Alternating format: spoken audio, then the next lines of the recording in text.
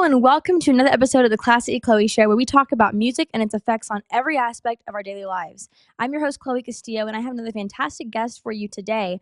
In our modern world of entertainment, hookup culture is more than prevalent in mainstream music. From Sabrina Carpenter's concerts being filled with young girls holding up 69 signs and screaming when she drops into her famous "Have you ever tried this one" pose, to Olivia Rodrigo's lyrics about hooking up with her ex while she's, quote, effed up, I think it's safe to say the music industry of today is extremely oversexualized, which of course poses the question, is that really a true problem in our society? Joining me to chat about all of this mess today is Gen Z actor, author, influencer, and my friend Braeden Sorbo. Braeden, welcome to the show. Thanks so much for being here. I'm glad we got this going. Thanks for having me. I know. For those watching, we've been working on this about 30 minutes trying just to get into the show. So I truly appreciate Braden's patience here, and I'm excited about this little discussion here. So jumping right in, let's talk about Sabrina Carpenter. I was doing some research on what I wanted to talk about with you. I know you talk a lot about hookup culture and the issues that creates in our society.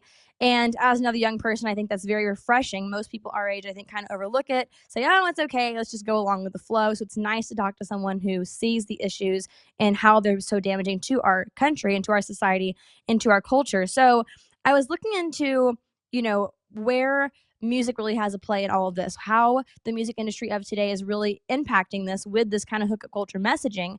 And I landed on Sabrina Carpenter, a young lady who has a great voice and has some songs that sound nice and they're fun and whatever, but they are extremely oversexualized. Basically, her whole presence in the music world is like kind of a comedy. It's sexualized, references and whatnot, which normally wouldn't be the worst thing in the world, except for the fact that she brings in the youth like crazy.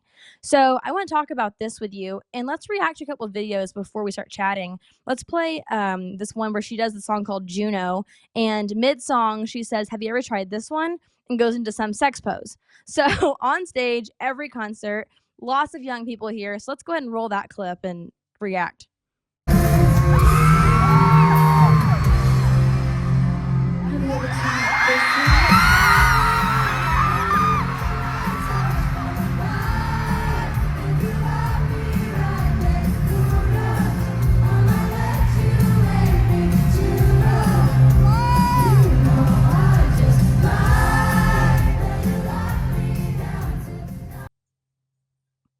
Reactions.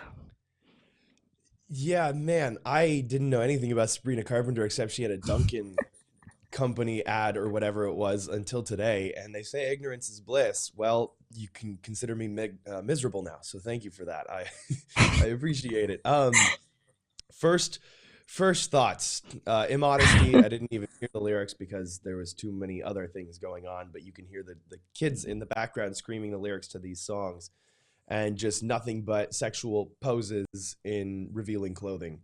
I mean, I grew up in Hollywood. I'm not a stranger to any of this stuff. I myself, I'm a 23-year-old guy. I know how other guys think, so none of this is essentially new to me, but it is disappointing because it's so depraved. It's so kind of not satanic yet. Obviously, it reaches that stage, but it's very very lustful. And I mean, from a Christian standpoint, the Bible calls women to not cause men to lust, just as it calls men not to look with lust. But even from a non-Christian stance, I mean, we can get into statistics. This whole hookup culture thing, as I'm sure you know, I mean, on a mental wavelength, it deeply affects both men and women. Men are affected slightly differently than women because women have a biological hardware inside of them for procreation that men do not. That is why in the Old Testament you had so many, like Solomon had 700 wives, things like that. But it does destroy your soul. Like it damages your relationship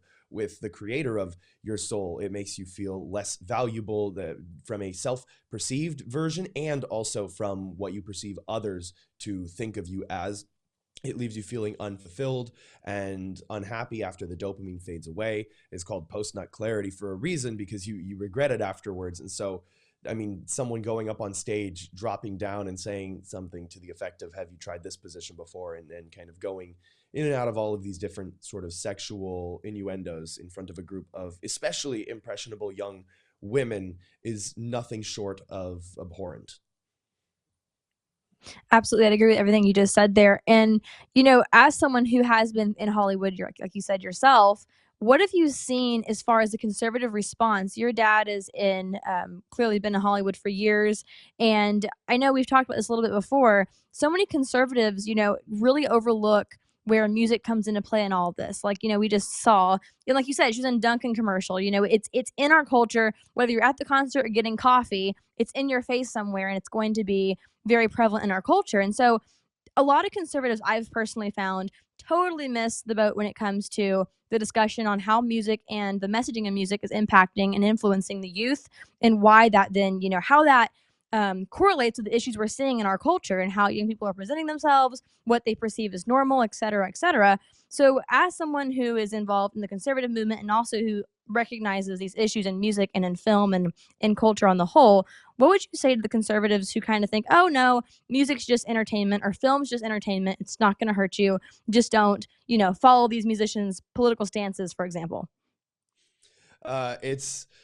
It's almost to their own detriment. I mean, well, it is to their own detriment. You have, for lack of a better word, the boomer generations, the people, the older millennials and up, who are sort of still in this mindset of, oh, well, like you said, it's okay because don't actually take it to heart. Like, just enjoy the music, just enjoy it. Well, the thing is, music is one of the only things in this world that does not need permission to access the deepest parts of you. That's why sad songs relate to so many people. That's why love songs relate to so many people. It's because it has that immediate access to the deepest, darkest parts of your soul. And so when you fill your soul with angry, violent, sexual, explicit, or inappropriate music and content, you are maybe unknowingly damaging it. You become what you listen to, just like how you are your closest five friends. You become the music that you listen to. I used to listen to rap in the gym. I stopped. I started actually liking the lyrics, and all of the lyrics were nothing but degrading. And so I had to stop. I found something else. I found rock and roll, something with a little bit of guitar, drums, a beat, but something that still had the energy that I was looking for, but without the inappropriateness. And obviously, I'm not talking, 70s rap where they would sing about different girls every night and all that stuff. I'm talking more modern. But even still, it's music that you have to be careful because you're putting it into your brain. You're putting it into more than just your ear, what you're looking at, what you're listening to. It has more of an effect. And so I think a lot of conservatives, especially like I said, the older generations miss that point, and the younger ones like us are waking up. Right. Well, I really hope you're right about the waking up part of that whole conversation, because I truly believe it has a massive impact that so many are missing. And so I'm hopeful as well that the younger generations are actually starting to see how these certain things are having an impact on them. Like you said, you are what you consume. I repeat that all the time. People like look at me like, "What? What'd you say?" It's like, no, it's true. I mean, it's beyond just food. We talk about Maha and the Maha movement and make America healthy again. What we consume, as far as into what we put into our minds and our souls and our you know, hearts, is really going to have an impact on our health and on the health of our society too. So let's look at another video here. This little girl at a Sabrina Carpenter concert, singing the lyrics, and clearly has a pretty good understanding about what she's singing about here. And it's sad because something I hear from conservatives and from the left alike is they say, "Oh well, Olivia Rodrigo and Sabrina Carpenter and whoever, they're not marketed for kids," right? You say, "Oh, well, they're not for kids, they're for adults, they're for young adults, they're for teenagers." Okay, well, then why are we praising the kids who are at these concerts? Why are we making it such a good thing? Sabrina Carpenter actually posted this video on her Instagram story saying, "Oh my God, I got to meet this little kid. So cute." So let's roll that clip so you can get a look at this.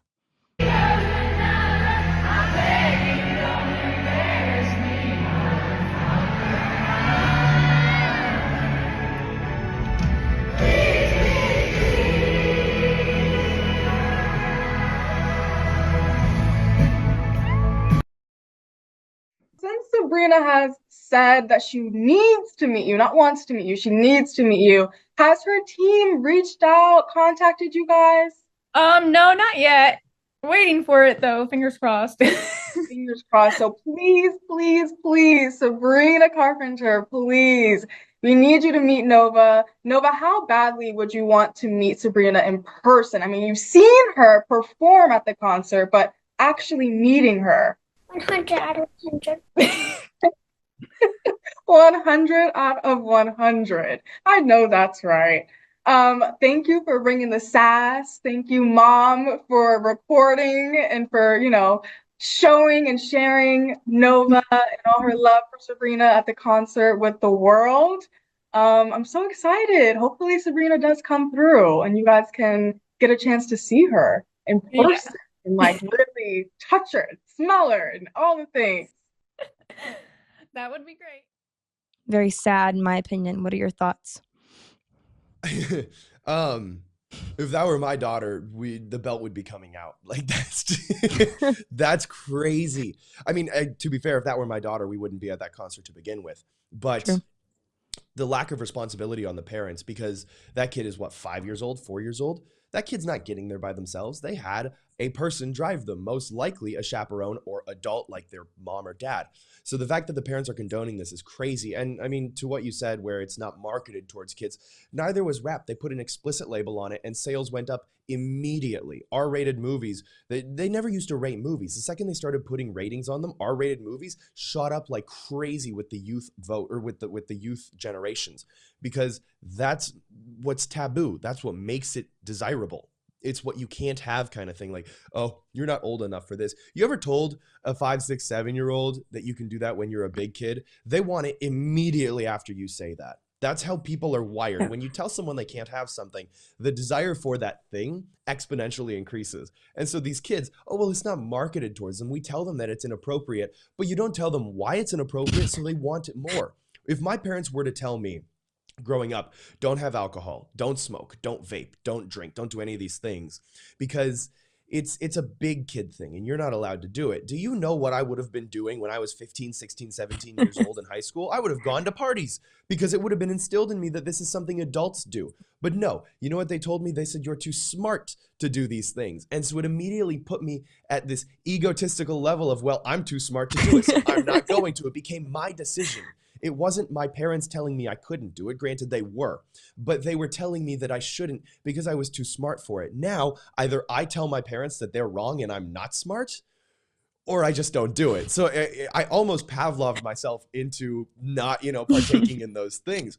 But that's the approach that people need to be taking with their children. It needs to be, no, you're too smart to listen to this. You're too smart to do this. You're too grown up to do these things because they're bad, not because they're grown up. This idea of, well, when you're older, it's okay, is such a logical fallacy. And we're seeing the fruits of it because people are obviously going and doing the things now that they're adults. I mean, singing about hooking up with your ex when you're drunk, that's insane. Do people not realize this is why so many young guys have little to no faith in the dating market? Girls refuse to cut Yep. off their ex. Guys refuse to stop having female friends. Like, this is why I tell people, look, there's no such thing as a friend of the opposite sex, because everybody wants something from somebody else. And so especially when you're in your 20s, to have a best guy friend or a best girlfriend when you are the opposite sex, you're setting yourself up for failure because you're contributing to the system that is in a downward spiral right now. Absolutely. So let's pull up another clip, not a video actually this time. Let's just look at this article. If we can pull that up on the screen here. It's from a magazine called Sorry Mommy, and it's titled "Parents Put Down the Pitchforks Over Sabrina Carpenter: The Moral Panic Over Pop Stars is a Tale as Old as Time, but is it rooted in reality?" So if we can pull that up on the screen here.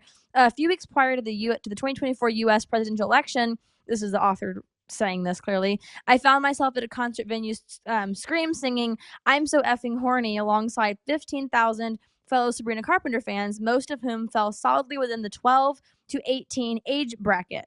Amid a sea of feather boas, rhinestones, and every shade of pink on the color wheel, I was most charmed to see the little girls in their adorable homemade outfits, excitedly walking hand in hand with their dads or moms or cool aunts, a joyful 90-minute celebration of femininity and fun. So I would argue that's not femininity and fun. That's hookers on stage dancing for little girls and whoever else. 12 to 18, I read that and I was like, what is happening in our culture that we actually think this is okay? I mean, to what extent does this have to go? We're like, why are young people having to get abortions all the time? What's going on? Why is it normal? Why are they hooking up? Well, hello. I mean, it's pushed in their face everywhere they go, and their parents are encouraging them to indulge in it. And like you were saying, it's you want your kid to not do something. You don't tell them don't do this. It also might help to not, I don't know, take them to the concert. Like it's insane at this point where how parents are viewing this. And so clearly the way she described this too is it's an experience. So, you're there for the little girls, it's all pink and glittery and it's fun and it's enjoyable. She's there with her parents, her aunt, whatever. And I want to point out that as conservatives, we don't really have an alternative to this. We don't really have the fun, glitter, sparkly environment that maybe just minus, I don't know, the outright sex on stage or whatever you want to call it. I mean, what can we do to create something that's just as appealing, but that actually has our values and puts that into the forefront of our culture instead of it being this grotesque, ridiculous, over sexualized junkyard? Well, shoot, I want to first echo your first point, the sentiment of femininity, because I thought you hit that right on the head. I mean, obviously, there's nothing feminine about screaming how horny you are with a group of minors. That's that's insane. Femininity is modest clothing, church going, traditional dress wearing, honoring, sacrificing, loving women who take care and nurture a family. Like that's femininity. But obviously you have the twisting with this author's words of saying, oh, it's all femininity to just, go have casual mindless sex and just throw away, the most almost what I could argue is one of the most important parts of a person's soul, right? But as far as what we can do to kind of bring it back, we have a little bit of it with, the big events like Turning Point and CPAC and that, but you are right. There really isn't much in the market right now for conservatives. And that's where we need more people, more artists to step up. I mean, unfortunately, this idea of fun has been tainted to the point where we're afraid to do something remotely similar. And part of that is good and part of that is bad. The good part is obviously we don't want to be affiliated with those groups and those people. The bad part is we're going to lose people to those groups and those affiliations because we're refusing and unwilling to make any sort of compromise. I mean, the biggest one that I've seen is probably the non-denominational churches, the mega churches, you go into, and it's like a whole party and everything. And obviously that has its own issues, but they do bring people in. They do bring, and it's very hard for someone who lives in that world to walk into an Orthodox, a Catholic, or even like a kind of an older Protestant church with the reverence and the honor and the respect, because you sit down and you go, well, this is boring. I would rather go see the guy jumping on stage, or Brandon Lake singing. And to a degree, someone like Brandon Lake just did a collab with Jelly Roll, and Jelly Roll is by no means Christian. I'm pretty sure he's married to a prostitute or something, or a former prostitute, right? Tell me if I'm wrong. But it's going to hit Jelly Roll's fans. That song has an opportunity to bring people in. And so I see a value, I see a benefit in doing things like that. And if we were, per se, to get more opportunities, I wouldn't be mad at it. Right. And I think something you just said there too is like our only party time or event or exciting thing with flashing lights and glitter, so to speak, is like Turning Point events and whatnot. And again, that's political. I mean, if you're into politics and you think Tucker Carlson's awesome, like I did, then that's a fun event to go to. You know what I mean? But if you're a young person, young people who want to just go sing song lyrics and enjoy a singer and enjoy just good music that isn't necessarily just, about God alone, or isn't necessarily about, MAGA and Trump, Trump, Trump, there's not really a place for you on our side. You either have nothing, you go to and listen to church music, or you have MAGA music, or you have the left.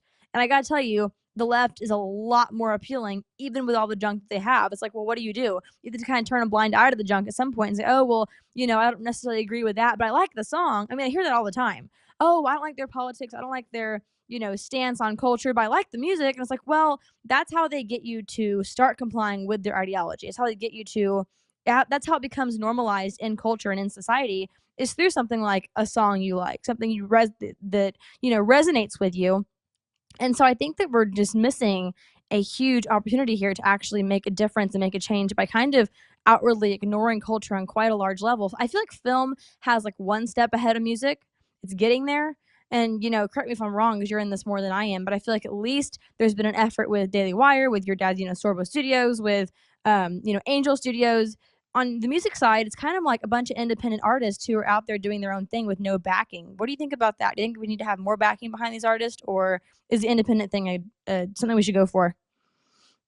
I see the independent thing as a potentially valuable gold mine. It really depends. Like the independent film industry really didn't take off until about a decade ago with God's Not Dead. I mean, that was the first independent Christian film to kind of blow up and go mainstream. And then since then, obviously, you have the Kendricks brothers who are doing their stuff, but they're all very preachy, so they're not going to necessarily reach non-Christians. Angel Studios did a good job with The Chosen. The Chosen definitely reached a lot of people. So there's more of a market for the movie and film industry because they've gotten so depraved and just so awful that a lot of people are just going, you know what, it's not even worth seeing the latest whatever. But the music industry is doing a very good job of walking that line. And so, like you said, people can turn a blind eye and go, oh, well, I just won't look at the politics. I just won't look at this. But you're being complicit. And a sin of omission is a sin nonetheless. So as far as the music industry goes, yeah, there are going to be independent artists that come out and we're going to have to support them. But by and large, it's just going to have to be people discerning what they're listening to. I mean, for me personally, I have almost stopped listening to music. I have my rock and roll music in the gym, but for the most part, I'm podcasts now. I have the Bible, the catechism, I have different books that I'm reading currently. And so it's like that's started taking up most of my time. But for people who don't like the books, you're going to have to find independent artists. And that's pretty hard these days, I gotta say, not to make this just a discussion about how hard things are, but it's pretty difficult to find independent artists that aren't condoning or going along with or don't take part in the kind of ideologies of the left that are hookup culture and that are, Satanism. I mean, like I was talking to Brad Skistimus, an independent artist, the other day, 5 times August, really cool guy. And he was saying, it's getting exhausting hearing from the conservative right, oh, look, the award shows are sponsored by Satan again. It's like, yep, they sure were. And it's kind of, at some point, it's like, when are we going to actually turn away from that and create alternatives? So we have a few minutes left here. I want to ask you, what are your thoughts on creating alternatives as far as film and music? How can that be done effectively? I know you've taken some part in, I guess, what you can call alternatives as far as the film goes. How about music? What can we do to really push that and really push the need on the conservative movement to recognize we have to create something better than what the left has to offer, not just complain about what they've created? Oh, that's tough because just like with the film industry, people are reluctant. They're too afraid to step out. They don't want to be the first ones. And so we saw that with the film industry. We had plenty of people who we know have more than enough money and they would be afraid to fund a movie because, well, I don't really know, but they'll throw hundreds of millions of dollars behind a politician who ends up losing an election. The same can be said for the music industry. You have these massive groups that own all of the rights to most of the musicians in the world, or specifically in America today. And they're the ones, the record labels, they control the narrative, they control what goes out. And so standing up to that, especially being the first people to stand up to that, is going to be a task that you're probably going to end up having to handle alone. And that's just unfortunately the truth of the matter. However, if you do it, there's a story of a guy at a concert. Actually, this is perfect because we're talking about music. This guy at a concert, this random guy without a shirt, was just dancing all by himself. And he's doing his thing, just vibing to the music, having a good time. And this guy with a green shirt walks up to him. And the green shirt guy starts dancing with the shirtless guy. And a minute after that, 2 more people join, and then 5 people join, and then another 10 people join. And so the moral of the story is it takes somebody to be the shirtless guy dancing at the concert alone for the green shirt guy to get everyone else involved. That's just unfortunately how it is. And so we're hoping that we can be that shirtless guy. And now all we need is we need our green shirt to come on up and join us. Well, I'm hoping with all I've got that the green shirt's going to be the people who have the funding and who have the influence in the conservative movement to actually say, you know what, this is worthwhile. It's worth the fight. And so for the independent artist or people with super small platforms like myself who are talking about it nonstop, I really do pray that some backing will be there to say, you know what, this is important. Let's talk about it at a higher level. And so that is definitely my hope for the conservative movement as far as music goes. So Braeden, I really appreciate you joining me today. This is a fun discussion and a lot of interesting things there, especially with Sabrina Carpenter. It really is a shame the way we react to this kind of stuff. It's like, oh, here it is again and again and again. I could have pulled up so many worse clips than that, and I was like, let's keep this halfway decent if that's even doable. So I think it's very interesting to have these kind of discussions, and I appreciate you taking part in that. So thank you so much for joining me, Braeden. Please tell my audience where they can find you and what you're up to next as far as your film or anything you have going on. Well, thank you for having me. They can go to Braeden Sorbo on all of my socials, Braeden Sorbo. I have some new things coming out. I have a new book. I will be officially announcing it at CPAC this year. And so you'll be able to pre-order starting then, but it's very exciting and it hopefully will be putting us back in the right direction. Awesome. Thank you so much for joining, Braeden. Great to see you. You too. Thank you so much for watching this episode. Please subscribe to the Classically Chloe Show on YouTube, Rumble, and Spotify to stay up to date on the latest episodes. Out next week will be another fantastic episode with another great guest. Please stay tuned. Please follow me at classically_Chloe on Instagram and Classically Chloe on all the platforms. See you next week. God bless. Former National Security Advisor Lieutenant General Michael Flynn pleaded guilty today for lying to the FBI. He was one of the most respected generals in the military. He was, by definition, the most dangerous possible person for Donald Trump to hire. Brilliant military career, serving 33 years. Why was he being so elusive? Mike Flynn told the truth and faced life in prison. Every American needs this historical DVD keepsake. Flynn delivered the truth, whatever the cost. Hand signed by General Michael Flynn, one of America's most treasured military heroes. Order now at the Patriot TV store. Go to Patriot TV, click on Store, and grab a once-in-a-lifetime chance to own a treasured piece of American history, and get your own personal download link to watch America's most talked-about movie, as well as a DVD hand-signed by General Michael Flynn. Use promo code PTV at checkout to get special savings. The Patriot TV Store. Incredible savings and a secure, hassle-free shopping experience. Throughout history, the spirit of patriotism has prevailed. The battles may have changed, but the values remain the same. Today, in 2024, we find ourselves at a pivotal moment where the call for unity, freedom, and a better future echoes louder than ever. For more than 10 years, Patriot Mobile has been committed to supporting the values that make our nation great. With affordable plans and reliable nationwide coverage, Patriot Mobile is not just a wireless service. It's a call to action for those who believe in the American dream. Because this year is not just any year, it's the most important year since our nation's founding. Choose a wireless carrier that shares your values. Choose Patriot Mobile.